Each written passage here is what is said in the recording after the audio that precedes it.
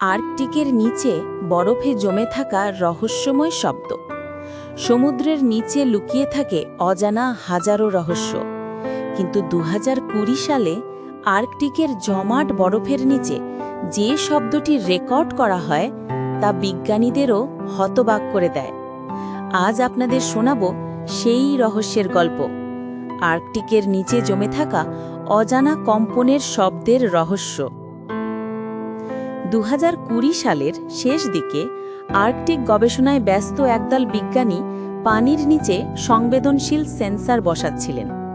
হঠাৎ তারা লক্ষ্য করেন বরফের নিচ থেকে আসছে এক ধারালো কিন্তু নিয়মিত কম্পনের শব্দ।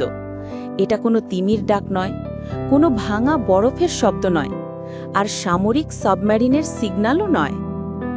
শব্দটি এমনভাবে কাঁপছিল যেন বরফের নিচে লুকিয়ে আছে কোনো বিশাল যন্ত্র অথবা কোনো অজানা প্রাণী। এই কম্পন ছিল একদম ঘড়ির মতো নিয়মিত।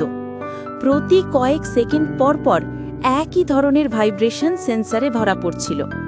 শব্দের তরঙ্গ বলছে এটা গভীর থেকে আসছে। অনেক গবেষক বললেন, এমন সংকেত আমরা আগে কখনো পাইনি। অদ্ভুত ব্যাপার হলো, শব্দটি কখনো জোরে, কখনো হঠাৎ দুর্বল হয়ে যেত, যেন কোনো কিছু চলাফেরা করছে পানির নিচে।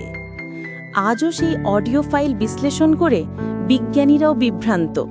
এটা প্রাকৃতিক নাকি কৃত্রিম, নাকি একদম অন্য কিছু? দর্শক বন্ধুরা, আপনি কি মনে করেন আর্কটিকের নিচের এই কম্পনের উৎস কি হতে পারে? প্রাকৃতিক ঘটনা, কোনো রহস্যময় প্রাণী, নাকি মানুষের গোপন প্রযুক্তি? কমেন্টে জানাতে ভুলবেন না। ভিডিওটি ভালো লাগলে লাইক, শেয়ার অ্যান্ড সাবস্ক্রাইব করুন। পরের রহস্য নিয়ে আবার দেখা হবে। ধন্যবাদ।